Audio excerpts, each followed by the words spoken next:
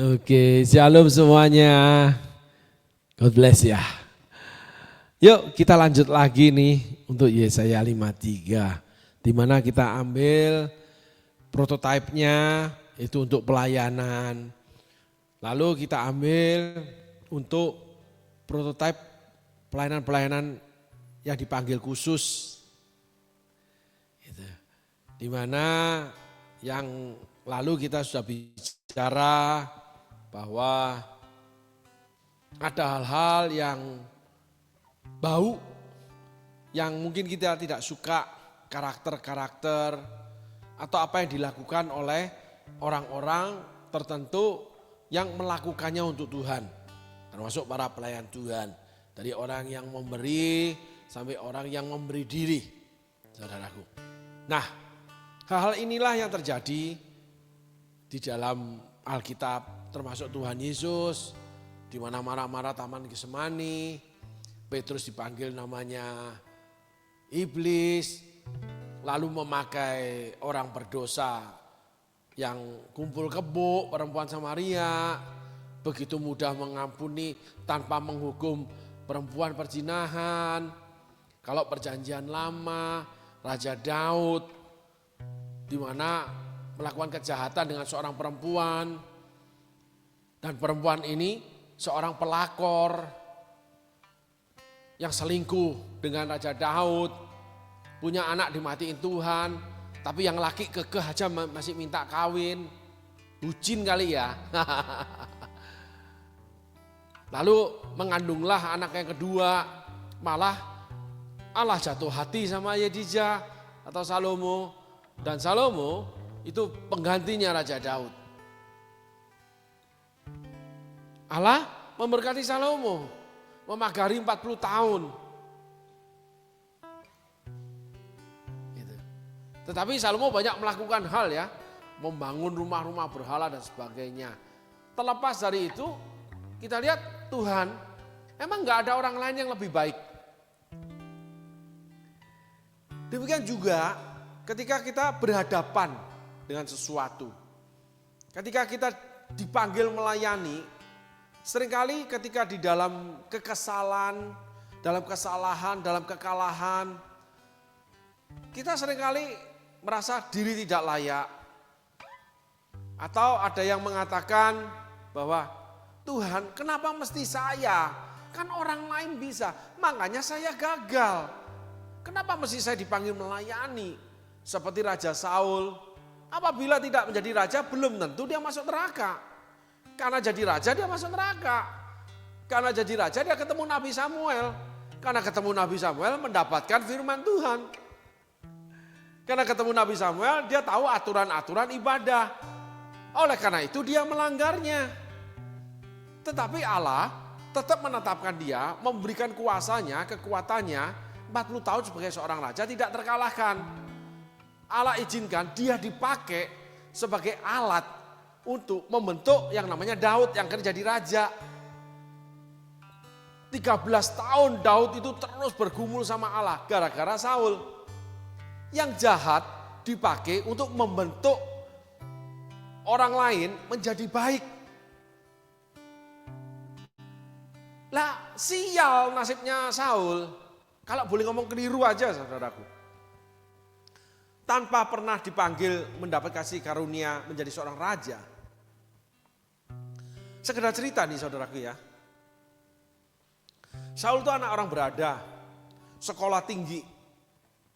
Kalau diumpamakan anak orang berada dipanggil melayani. Punya kepandaian yang luar biasa sehingga mampu mengembangkan pelayanan. Wah, menjadi mewah, menjadi canggih. Generasi Z, generasi milenial,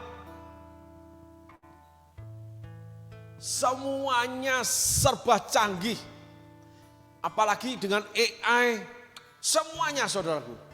Saya pernah mendengar dari seorang sahabat, di mana usia tuanya menunjuk anaknya yang bungsu untuk menggantikan dia. Anaknya yang bungsu gak mau tinggal mengembala di tempat gereja didirikan. Tapi memakai layar, pakai namanya Zoom untuk berkhotbah. Apakah itu benar, saudaraku? Oleh karena orang tuanya sebagai seorang gembala, juga seorang pebisnis, kaya. Anaknya semua sekolah di luar negeri, tinggal di luar negeri. Tinggal si bungsu nih. Tapi memakai cara itu. Engkau gembala yang baik menuntutku ke air yang tenang. Gak ada menuntunnya. Musa itu bersama-sama dengan umat Israel di padang gurun. Gak melalui Mesir. Musa tinggal di Mesir, dia mengembalakan bangsa Israel di padang gurun. Gak ada, saudaraku. Demikian juga Saul kalau diumpamakan untuk orang-orang zaman sekarang, anak orang berada yang dipanggil Tuhan untuk melayani. Saul punya kemampuan, Nabi Samuel mengurapinya. Nabi Samuel itu bergumul dengan Saul semalam-malaman. Nabi Samuel itu akhirnya suka dengan Saul, anak muda yang baik, yang datang kepada Nabi Samuel gak boleh dengan tangan yang kosong, lalu membawa persembahan, mendengarkan Nabi Samuel. Awalnya orang yang punya sopan santun, karena memang sekolahnya bagus, semuanya baik. Karena Allah itu selalu memilih sesuatu yang baik. Tetapi setelah itu Saul masih belum mapan. Ketika setelah ditabiskan Nabi Samuel, yang waktu ditabiskan sembunyi dia, sampai alam menunjuk di mana dia sembunyi. Seluruh orang Israel yang hadir nggak tahu di mana Saul.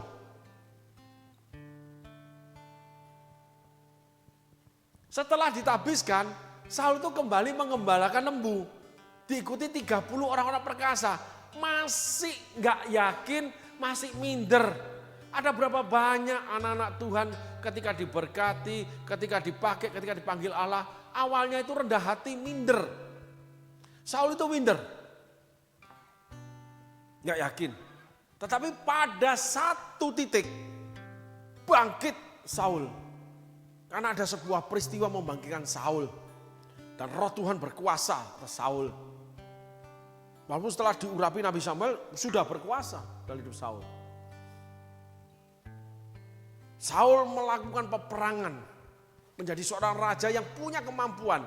Saudara harus tahu, Israel itu adalah negara yang dipimpin pada awalnya, yang lalunya masa budak, pada akhirnya itu oleh seorang hakim.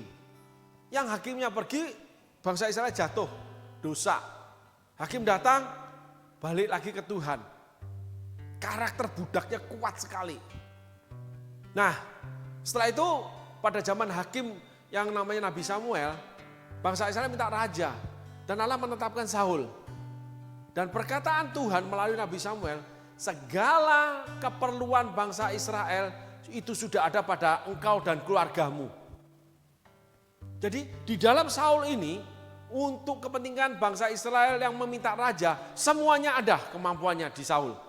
Untuk melakukannya, membangun angkatan perang, membangun istana, membangun ekonomi keuangan, membangun yang namanya pengamanan daerah, membangun namanya para pejabat daerah, semuanya punya. Saul membangun menteri namanya menteri peperangan, menteri keuangan, menteri pangan, menteri dalam negeri. Sampai membangun istana, membangun kerajaan, membangun selir, membangun semuanya. Saul orang yang cakap, pintar. Tapi ingat saudaraku, kecakapan dan kepintaran saudara akan menjerumuskan saudara masuk neraka kalau saudara seperti Saul. Di dalam keberhasilannya, pada suatu saat Saul menghadapi tekanan dalam peperangan. Lalu rakyat mulai berserak-serak meninggalkan Saul. Saul menunggu Nabi Samuel datang mempersembahkan korban pada Tuhan untuk mendapatkan firman pada zaman itu. Nabi Samuel orang yang tepat waktu. Datangnya mepet tepat. Saul tidak sabar, dia mempersembahkan korban. Satu kesalahan dia, melanggar aturan tata laksana pelayanan Tuhan. Itu Saul. Melanggar hak orang lain, itu Saul. Dalam pelayanan ya. Melanggar otoritas pemimpin, itu Saul. Karena Nabi Samuel pemimpin rohaninya. Yang pertama Saul lakukan. Lanjut lagi dosa melahirkan dosa. Saudara pelajari tentang Taman Eden dan Kain. Yang sudah saya bicarakan yang lalu. Dosa melahirkan dosa. Allah berfirman, ketika tertekan di dalam peperangan yang dipimpin oleh Raja Agag musuhnya, Tuhan itu berfirman kepada Saul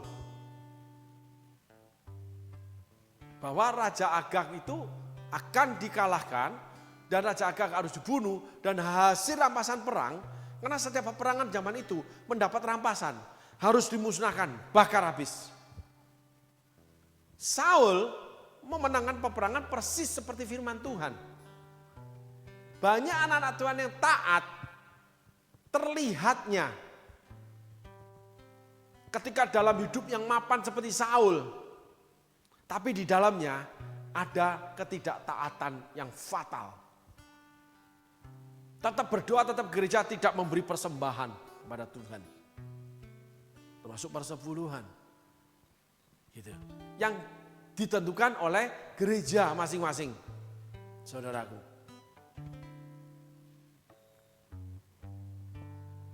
Tetap ke gereja, cuman sekedar ibadah, nggak tertanam di sebuah gereja.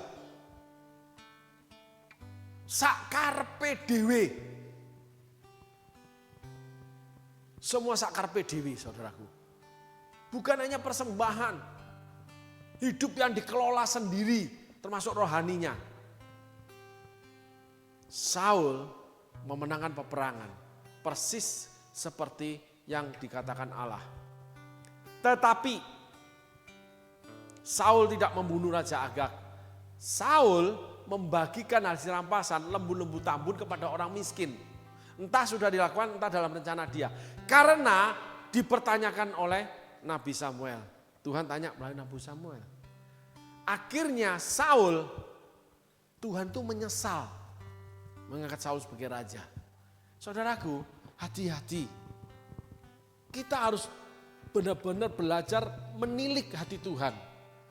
Tuhan tuh menyesal. Dan Tuhan menetapkan orang lain pengganti Saul. Tapi di hati loh. Dalam prakteknya Tuhan menetapkan Saul tetap loh 40 tahun sebagai raja sampai akhir hidupnya. Tuhan yang mengangkat, Tuhan yang menurunkan. Tuhan yang berfirman, Tuhan akan genapi. Jadi kalau dipakai, diberkati karena firman Tuhan, jangan bangga. Jangan merasa saudara berkenan kepada Tuhan. Jangan. Ada satu hal kita belajar kisah Saul. Tuhan menyesal dalam hatinya. Saudara baca sendiri kisah Saul. Nggak usah banyak-banyak firmannya, nanti bingung. Itu di Bible Study aja. Kita lebih banyak pada kisah-kisah di mana menjadi kesaksian hidup buat kita. Anggap aja Alkitab bercerita, mengajarkan kita. Saul 40 tahun tidak terkalahkan. Tapi pada titik akhir waktu yang Tuhan tetapkan, Saul kalah dengan bangsa Filistin. Anak-anaknya mati semua, keturunannya mati semua. Karena Allah sudah berfirman bahwa aku pindahkan kerajaan ini kepada seseorang, yaitu Daud. Hak khusus yang Tuhan berikan, panggilan yang Tuhan berikan pada saudara, dipindahkan ke orang lain. Salah satu contoh, Paulus menolak Markus yang lari dari pelayanan. Markus Tuhan sediakan Barnabas. Sehingga Markus menjadi salah satu orang yang penting sekali dalam pelayanan. Termasuk pelayanannya Paulus, saudaraku. Saudaraku baca sendiri. Bawa ke sini Markus, pelayanannya sangat penting buat aku. Padahal awalnya diusir sama Paulus. Barnabas yang menggantikannya mendidik. Daud menggantikan Saul yang balelo sama Tuhan. Tapi 40 tahun kemudian plus anak-anaknya mati semua. 3 anak laki mati. Anak perempuan mandul. Kalau bukan tangan Tuhan, tangan siapa lagi yang bisa melakukan? Tinggal 1 cacat lagi. Dan Saul mati dengan tragis. Karena Allah menyesal mengangkat saudara dan saya.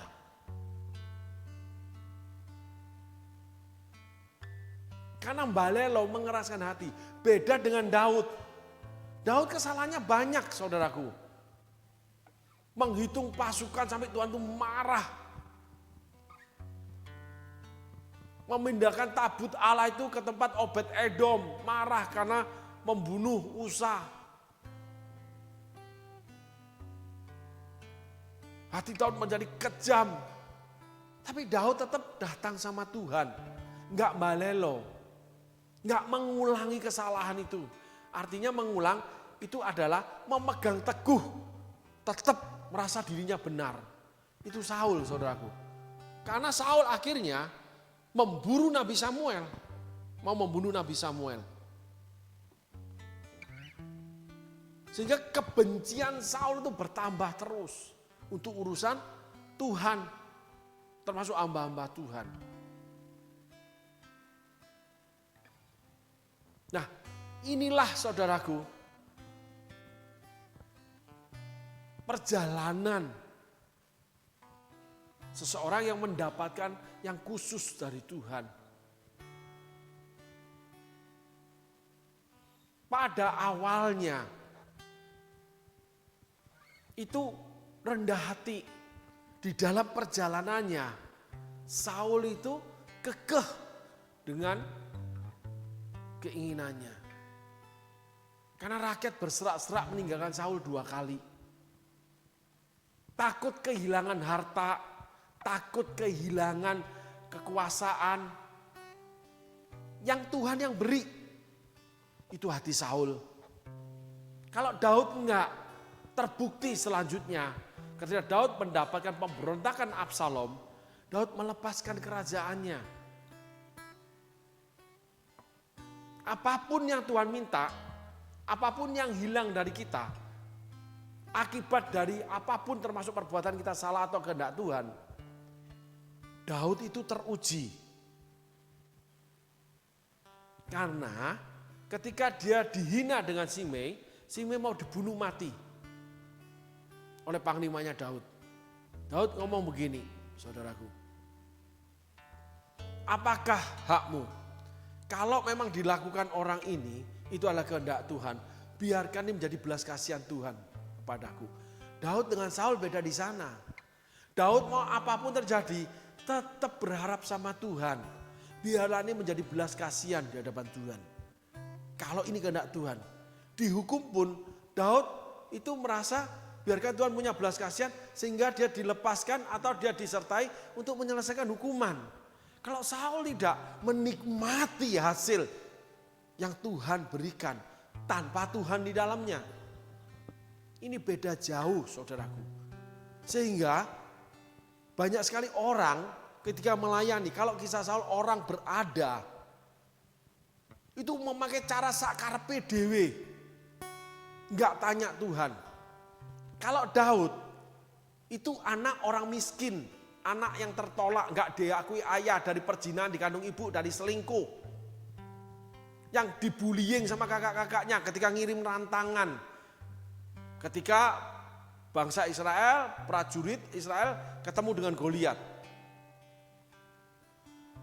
Ketika udah berhasil, sombong, arogan, memenangkan pertempuran prajurit musuh ribuan, puluhan ribu, ratusan ribu dijejer. Satu baris demi satu baris, yang ganjil hidup, yang genap mati. Jadi yang ganjil hidup, yang genap dipanah mati, dibunuh mati.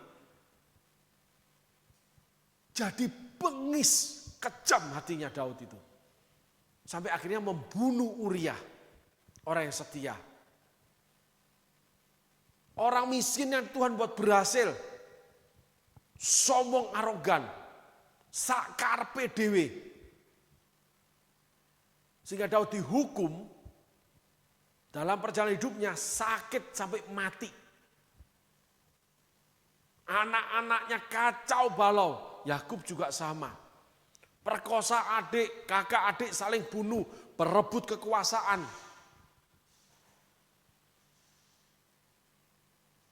Itu keluarga Daud. Yakub juga sama. Yakub dari memperoleh harta yang salah caranya, yang curang dengan Laban. Pada akhirnya hukuman Allah menyertai mereka. Tetapi bedanya Daud dengan Saul, Yakub dengan Saul. Mereka tetap berharap sama Tuhan, datang sama Tuhan. Tidak kekeh dan keputusan yang salah.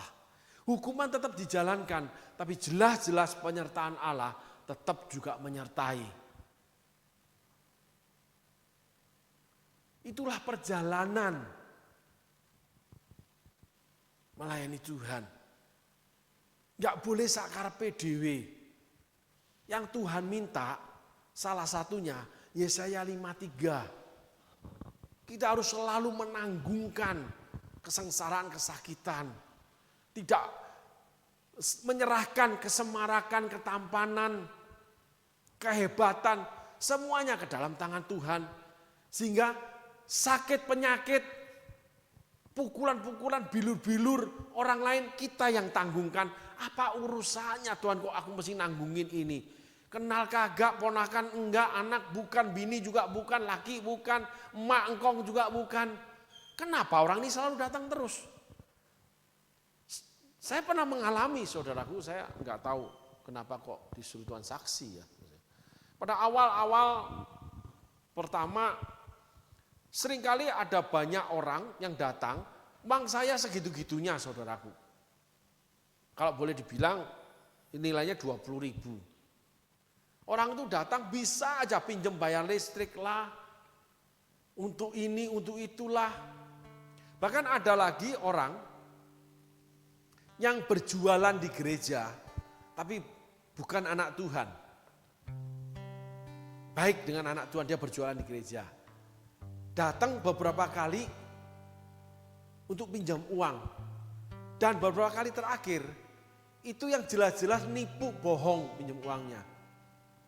Oh karena ini gerobak saya begini-begini. Oh saya mau pulang kampung begini-begini. Tapi pada akhirnya mereka nggak datang lagi saudaraku. Bisa aja kok ditolak.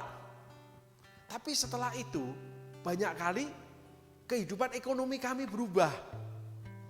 Ada lagi saudaraku, uang sehari-hari itu cuma cukup buat masak sama beli beras. Masak sop, masak sayur kacang, masak ini, masak itu. Dititipin Tuhan seorang hamba Tuhan yang setiap siang datang minta makan. Rem, aku minta makan ya. Oh ya, ayo makan Pak. Makan nih. Udah minta makan, minta beli kerupuk. Pulang minta duit angkot. Uang kita itu cuma cukup-cukup aja buat itu. Beli kerupuk lah 500. Kasihlah 500 lagi buat naik angkot pulang. Tapi setelah itu ekonomi kami naik. Menanggungkan kelaparan seorang hamba Tuhan. Padahal hamba Tuhan itu ketika Tuhan buka jalan, jadi agak gimana sama kami gitu loh. Maling kundang, lupa dia. Akhirnya dia terjumus lagi saudaraku. Nah inilah artinya menanggungkan. Dimana setiap kali kita menanggungkan, Tuhan itu memberkati saudaraku. Ya, Tuhan juga pernah disuruh menanggungkan seseorang yang masuk penjara, keluarganya ditanggungkan. Setelah itu diberkati saudaraku. Lalu ada teman itu yang menanggungkan pelayanan. Setelah itu diberkati saudaraku. Ternyata ketika menanggungkan kesakitan buat orang lain, ya sampai seperti Yesus dicambuk itu. Yesus itu duduk sebelah kanan tata Allah Bapa menjadi juru selamat. Tanpa disalibkan, orang yang panggil khusus ya saudaraku ya. Itu gak bisa memenuhi panggilan, gak bisa saudaraku. Saya melihat ada beberapa orang yang punya pelayanan yang bagus. Ketika udah tenar, mereka memasuki pelayanan itu, melakukan pelayanan itu sama dengan yang lain. Berbeda dengan beberapa orang yang saya kenal, yang saya tahu. Ada lagi seseorang yang memang punya pelayanan, dia memberitakan iman. Wah, luar biasa banyak pengikutnya. Sampai dibenci, dianiaya, diapain, difitnahkan, ditolak. Banyak hamba Tuhan, saudaraku. Tapi hidupnya berhasil. Diberkati Tuhan, pelayanannya diberkati, anak cucunya diberkati. Karena salah satu keluarganya ada di depan rumah saya. Dan saya bertemu dengan gereja-gereja di mana didirikan hasil pelayanan beliau-beliau ini, kelompok ini. Dan mereka diberkati luar biasa, saudaraku. Tapi memang perilakunya khusus yang seringkali saya juga nggak setuju caranya gitu, saudara ya. Tapi diberkati karena mereka itu memenuhi panggilan khusus, saudaraku. Ada beberapa pelayanan mereka juga yang nggak bisa diterima, tapi mereka tetap berjalan dalam namanya style ministry. Jadi gaya pelayanannya itu tetap seperti yang Tuhan beri, cuek, ngomong apa adanya, melakukan segala sesuatu itu dari Tuhan. Kayak ngomong Tuhan aja terus. Tetapi orang-orang ini matinya enak, saudaraku. Sesek sebentar, mati. Stroke sebentar, mati. Golongan mereka yang saya tahu beberapa orang, matinya enak, saudaraku. Gak berbulan-bulan sakit, enggak berobat dari dokter ke dokter, enggak, saudaraku. Tetapi ada beberapa pelayanan mereka memang enggak bisa diterima akal sehat. Perilaku mereka memang kadang enggak mengenakkan buat kita, saudara, enggak mengenakkan. Namun buahnya, orang-orang pelayanan saya temui, termasuk keturunan mereka, itu hubungannya bagus sama Tuhan dan memang hidup mereka diberkati dan mereka melayaninya memang stylenya seperti itu. Dan menjadi gereja-gereja, saudaraku. Buahnya manis. Namun cara menanamnya, lalu pohon itu ada durinya ya, it's okay, ada getahnya it's okay. Seperti nangka lah gitu, saudaraku. Nangka itu kalau mau makan buah nangkanya kan kita kena getah, ada durinya. Durian kita harus pohon yang tinggi, harus hati-hati, kejatuhan dan sebagainya. Tapi mereka itu buah-buah yang khusus. Nah, pelayanan itu enggak boleh sakarepe dewe itu seperti itu. Ada aturan-aturan kerajaan Allah yang tertulis di Alkitab. Yang saya bicarakan ini adalah orang-orang yang menanggungkan beban. Di mana Tuhan bekerja khusus. Sehingga banyak orang enak banget hidup dia ya. Dia doa dikasih. Mewah, semua serba mewah. Kesaksiannya selalu yang mewah. Gampang banget ya. Kenapa kok saya enggak? Ada beberapa sebab. Gitu. Tetapi yang kita lihat, kita pelajari apa yang Allah kerjakan. Kalau orang itu, kalau kita nggak setuju ya hindari. Kalau nggak suka getah, namanya getah nangka ya jangan diambil.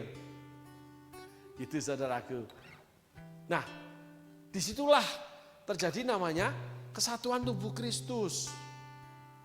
Ada perjalanan-perjalanan khusus, anggota-anggota yang tidak mengenakkan, tapi dibutuhkan, saudaraku. Baik, kita tengok Alkitab. Kita masuk dalam belajar firman Tuhannya. Ayat 6. Kita sekalian sesat seperti domba. Masing-masing kita mengambil jalannya sendiri. Tapi Tuhan telah menimpakan kepadanya kejahatan kita sekalian. Nah, yang saya tahu nih, saudaraku, saya di dalam, maaf bukan saya terus bukan ya, tetapi saya menceritakan bagaimana hamba-hamba Tuhan yang lain yang memang dipakai Tuhan, memang pelayanan khusus, ada beberapa catatan-catatan menurut saya. Nah, ada pelayanan lagi, saudaraku, saya di mentoring. Hamba Tuhan ini ketika KKR nih, di sebuah kota besar, di sebuah stadion olahraga, ribuan orang hadir. Setelah hamba Tuhan ini khotbah, tiba-tiba dia angkat tangannya. Lalu dia bersama-sama dengan choir, dengan song leader, dengan singer menaikkan pujian. Haleluya, haleluya. Haleluya, haleluya, haleluya. Terus saudaraku, kita naikkan 13 kali. Sementara dia menaikkan pujian ini, sementara ribuan orang itu banyak yang manifest, saudaraku. Saya sendiri mengalami, saudara, lucu. Saya bersama kakak rohani, kami pengikut hamba Tuhan ini. Lalu saya diajak kakak rohani, Rem, kamu ikut doain.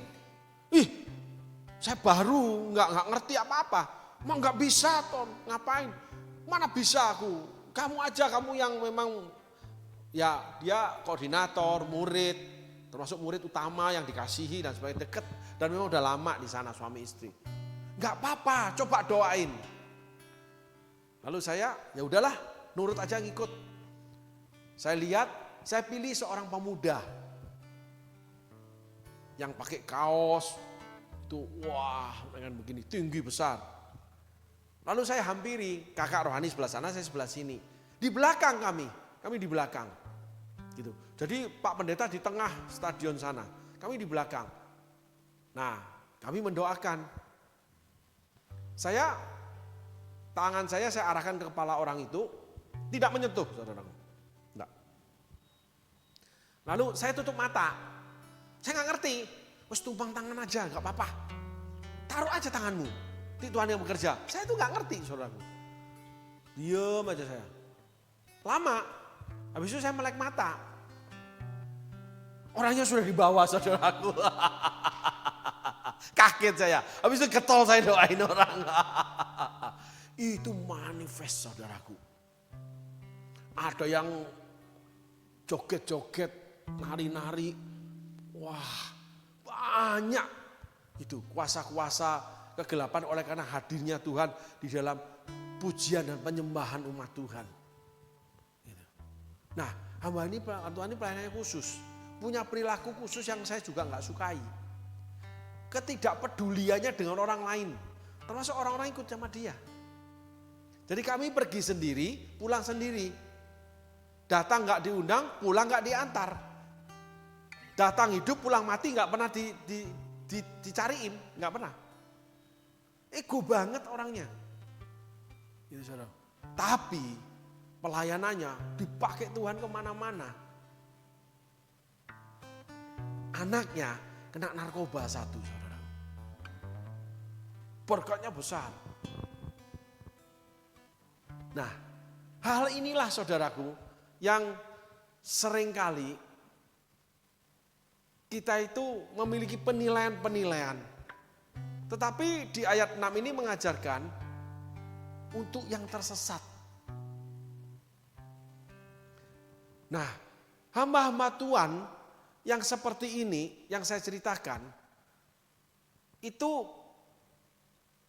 kenapa akhirnya bisa mengalami hal-hal yang tidak baik. Orang-orang yang sudah berhasil dalam pekerjaan atau pelayanan, orang-orang yang sudah mengenal Tuhan, lalu diberkati Tuhan seperti Saul, seperti Daud, seperti Musa, membutuhkan pelayanan kenabian. Ada lagi sebuah gereja yang mega church besar di Indonesia, kolaps, saudaraku. Ada beberapa. Karena tidak menerima hamba-hamba Tuhan yang sederhana yang dipakai dalam karunia kenabian. Artinya koreksi. Saya teringat dengan yang namanya Azusa Street di Amerika. Itu orang-orang yang mabok berjalan depan gereja, itu berlutut loh, terima Yesus, nangis, saudaraku. Kuat sekali hadirat Tuhan, namanya Azusa Street. Satu hari Gordon Lindsay, seorang pengajar rohani, diundang berkhotbah di gereja Pastor ini. Yang luar biasa dipakai Tuhan, terkenal dunia, namanya Azusa Street. Gerakan Azusa Street. Nah, Gordon Lindsay itu berkhotbah, mengajar yang menegur. Jadi khotbahnya itu keras, menegur pelayanan termasuk yang ada. Jadi gereja ini, pastor ini terkena dampak tegurannya. Pastor ini marah. Dan Gordon Lindsay tidak diundang lagi. Tetapi berjalannya waktu, yang diajarkan Gordon Lindsay itu yang terjadi. Di mana para pelayan Tuhan, orang-orang yang hadir di dalam pelayanan itu, terlibat banyak sekali dosa yang butuh dikoreksi dan dituntun. Tetapi pastor ini cuma puas dengan lawatan Tuhan. Cuma puas dengan pertobatan, tidak lebih lanjut ambil spesial lagi. Untuk menuntun, membimbing, memuridkan. Atau menerima anggota tubuh Kristus yang lain. Maaf saudaraku, mungkin Gordon Lindsay agak sombong ya. Ya kita bahasakan ketek lah. Maaf saudaraku, ini enggak jorok ya. Ini benar. Jadi kalau habis khotbah, itu baunya enggak enak. Orang ini terlalu tajam omongannya.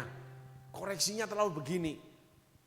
Jadi pastor ini yang sudah naik daun. Padahal daun itu kalau melayang juga turun ya saudaraku ya. Yang sampai terkenal dunia, itu marah besar.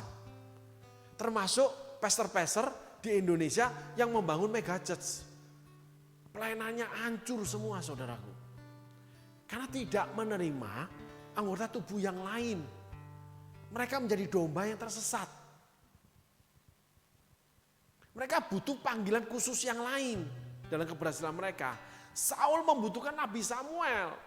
Daud membutuhkan Nabi Nathan. Saya tidak bicara cuma pelayanan kenabian.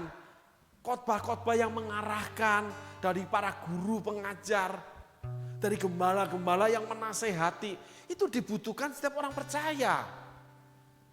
Firman-firman yang mengoreksi kita, firman-firman yang menunjukkan jalan yang lain. Ternyata kita tersesat. Seperti ayat 6 ini, tolong ditayangkan. Kita sekalian sesat seperti domba. Masing-masing kita mengambil jalannya sendiri. Tetapi Tuhan telah menimpakan kepadanya kejahatan kita sekalian. Coba saudaraku perhatikan ini. Gordon Lindsay ditimpakan oleh pastor ini. Karena pastor ini jalan sendiri. Apa yang ditaruh Tuhan, Gordon Lindsay khotbahkan. Tapi pastor yang sudah berhasil nggak bisa menerimanya. Sehingga hati-hati dengan keberhasilan. Saya nggak tahu kenapa terus bertalu-talu. Saya setiap kali diarahkan Tuhan taruh untuk bicara tentang dengan orang-orang yang berhasil. Di dalamnya masih ada yang harus dibenahi. Di dalamnya masih ada, bisa ada kesalahan, bisa ada dosa.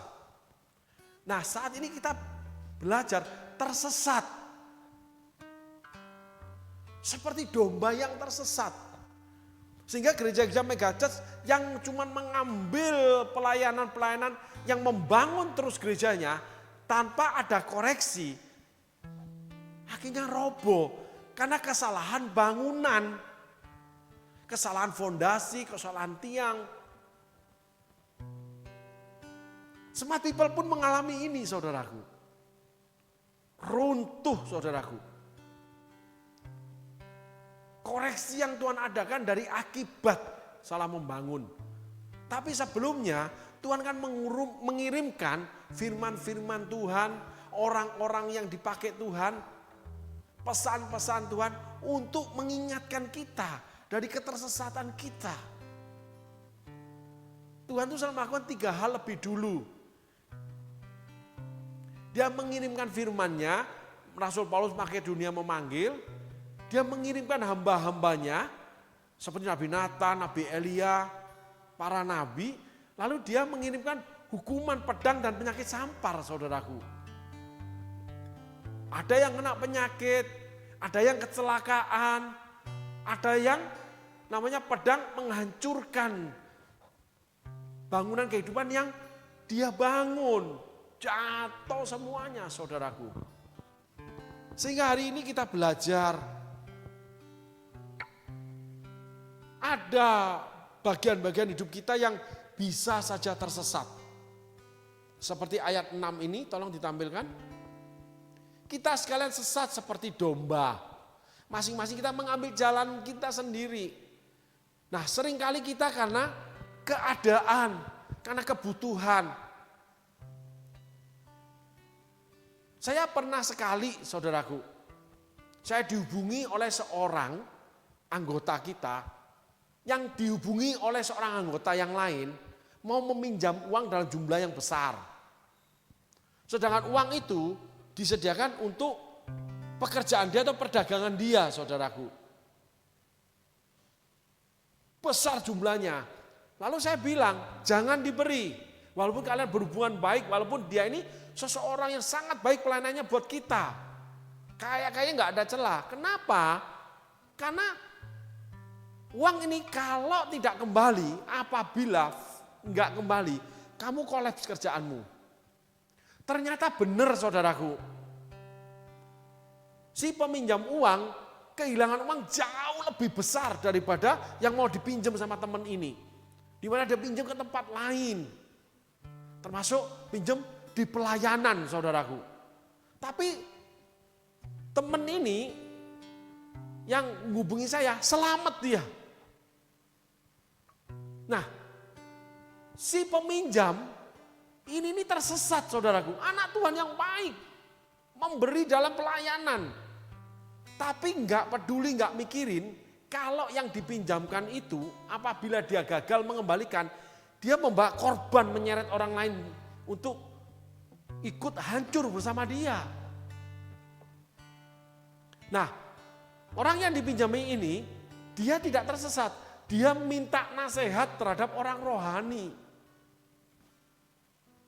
Si peminjam terus kekeh ngambil pinjaman. Akhirnya berlipat-lipat dari jumlah pinjaman yang dipinjam ini besar sekali. Sehingga runtuhlah pekerjaannya. Karena harus membayar hutang kembali. Ternyata ditipu, saudaraku. Padahal orang ini pinter. Tapi keblinger. Dan di dalam perjalanan selanjutnya, saya baru tahu. Orang ini udah sombong, udah arogan. Orang ini sudah pengakuan diri terlalu tinggi. Orang ini sudah sok pinter. Pantesan dia tersandung-sandung. Dan terjadi kemunduran rohani, saudaraku. Iblis itu enggak langsung bilang kamu masuk ke neraka. Enggak akan. Ayo kamu ke neraka. Dia buka pintu neraka, dia berikan promosi. Dengan namanya pesta pora. Di dalam pesta pora tidak peduli dan sebagainya bekerja. Ternyata orang benar, orang baik pun bisa tersesat, saudaraku.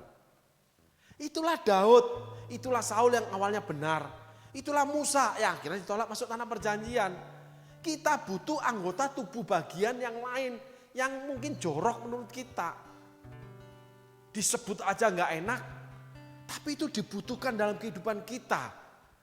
Saudaraku, karena kita bisa tersesat jalan kita karena kita mengambil jalan kita sendiri. Termasuk hamba-hamba Tuhan yang pelayanan. Sebagai contoh, saya mendapat cerita dari sebuah gerombolan, saudaraku, bahasa bercandanya. Hamba Tuhan ini penuh dengan iman, pelayanan diberkati. Dan memang durasinya sudah lama, saudaraku. Aman dari firman, luar biasa. Satu persatu mati karena serangan jantung dan serangan darah tinggi. Lalu pengikutnya yang dekat sama mereka cerita, karena itu teman saya. Tahu nggak kok? Mereka itu kalau makan, durian montong itu segede itu satu kok. Buset, gimana nggak mati? Usia di atas 50 semua. Iman tidak menjadikan kita super power. Iman tidak membangun tubuh, menyembuhkan sakit penyakit. Bisa, karunia kesembuhan. Dibutuhkan iman? Iya. Iman tidak bisa menjaga kesehatan tubuh. Iman gak bisa mengubah setiap karbohidrat yang kita makan akan berubah menjadi yang lain. Karbohidrat kita makan apabila tidak terpakai akan menumpuk menjadi lemak. Orangnya menjadi fatty atau gendut. Akhirnya kelebihan lemak itu sampai membungkus yang namanya liver. Itu kesehatan saudaraku. Gak bisa dilawan dengan iman. Liver kalau terbungkus dengan lemak itu bisa menjadi kanker hati atau sirosis. Setelah itu dia naik lagi ke jantung. Jantung kalau dibungkus lemak itu berat kerjanya, maka terkena serangan jantung. Kalau lemak berlebih itu akan tinggal menjadi kerak di pembuluh nadi, pembuluh darah.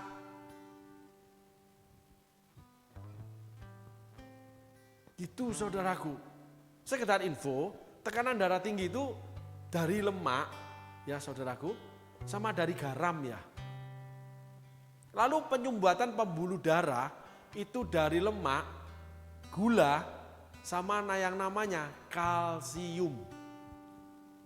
Kalau kalsium berlebih, dia akan menyumbat pembuluh darah saudara. Jadi jangan berlebih, semuanya nggak boleh berlebih. Nah, disinilah artinya kita juga membutuhkan pengetahuan. Tambahkanlah imanmu pengetahuan. Sehingga seseorang dipakai Tuhan sakti mandraguna tetap harus merawat tubuh. Gak bisa orang berdoa terus. Orang gak bisa bekerja terus. Ada takaran ukurannya. Alkitab mencatat sabat. Alkitab mencatat tempat perhentian. Alkitab mencatat kebahagiaan. Alkitab mencatat kebutuhan suami istri. Alkitab mencatat semuanya, enggak cuma lawatan. Jadi kalau sudah beriman makan durian montong itu akan matinya mati tua. Enggak. Kalau udah diberkati menjadi mega church, lalu kita boleh seenaknya mengelola gereja, tidak ada koreksi. Runtuh. Terjadi perkelahian rumah tangga, anak dengan anak berebut aset gereja, berebut jadi pemimpin gereja. Lalu perpisahan anak dengan namanya pasangan yang ditinggalkan. Anak berpisah lagi dengan pekerja. Jadi ini gereja atau toko emas? Gereja atau perusahaan? Nah, inilah problemnya karena kita nggak mau menerima yang tidak indah, tidak semarak, tidak tampan. Salah satu pelayanan panggilan khusus itu kenabian atau khotbah-khotbah yang mengkoreksi, guru-guru yang untuk mengkoreksi. Yang penting yang dibagikan dasar firman Allah. Mari kita tutup dengan tengok firman Tuhannya setelah tersesat. Masing-masing kita mengambil jalannya sendiri. Ya, tetapi Tuhan telah menimpakan kepadanya kejahatan kita sekalian. Nah, kita kembali lagi, saudaraku, kepada orang dipakai yang untuk mengingatkan, mengkoreksi.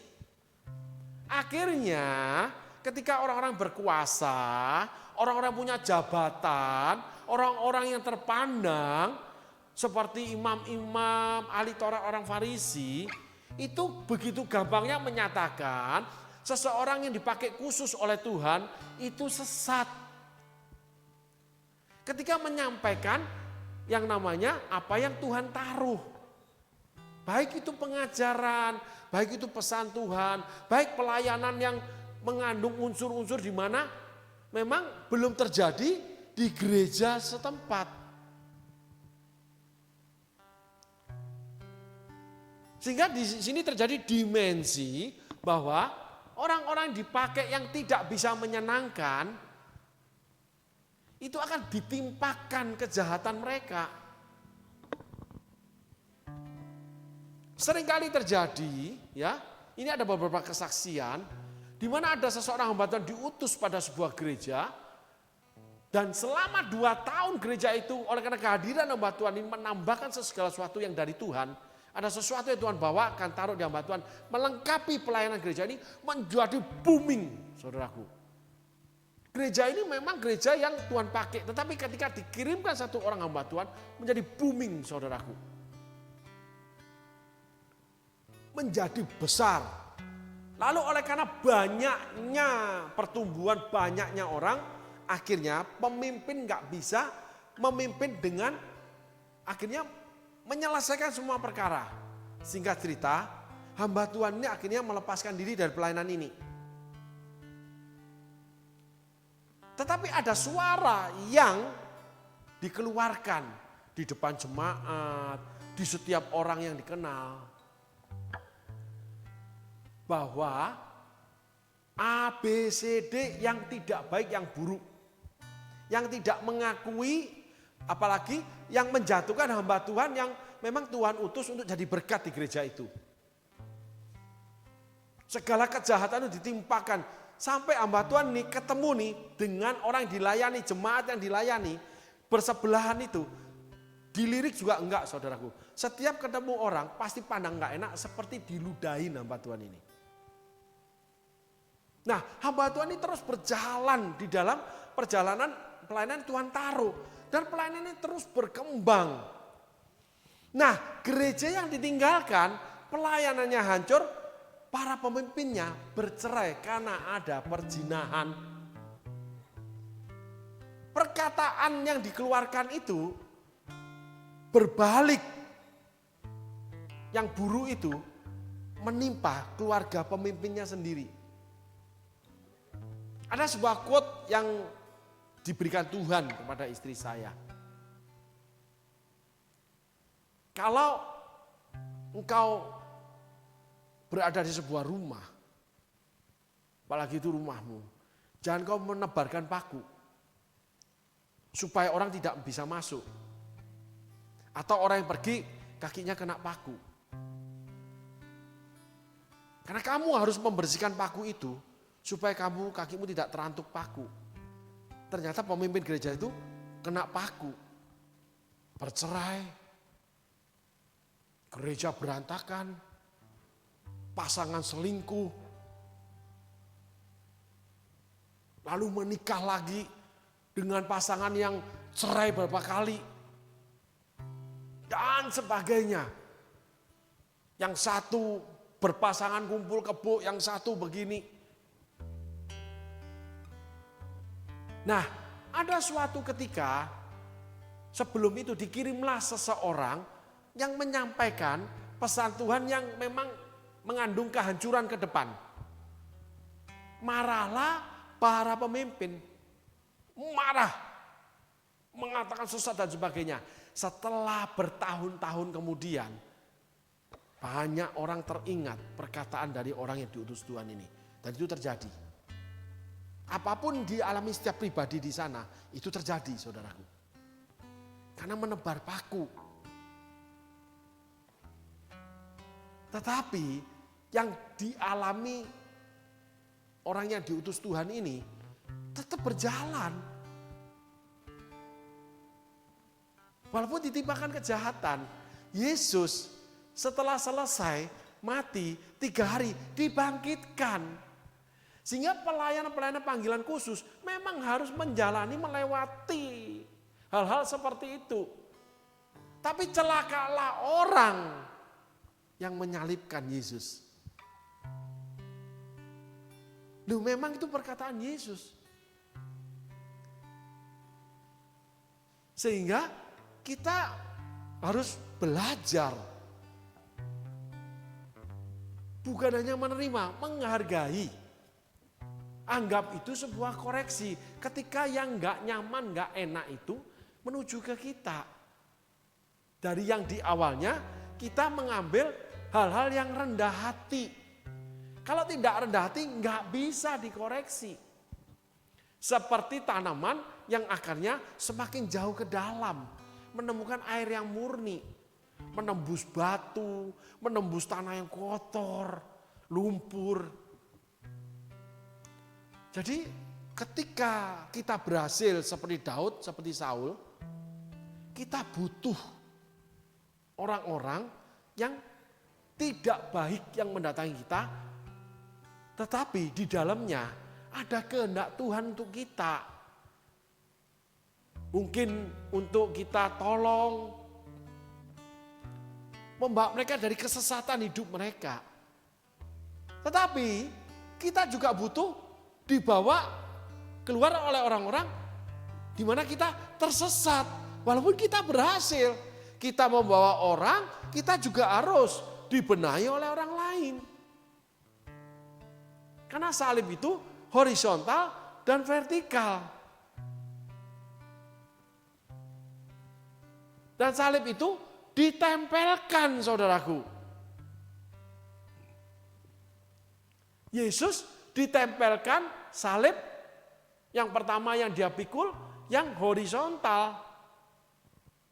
Tapi setelah masuk dalam salib, setelah dipaku, ketemulah horizontal dan vertikal.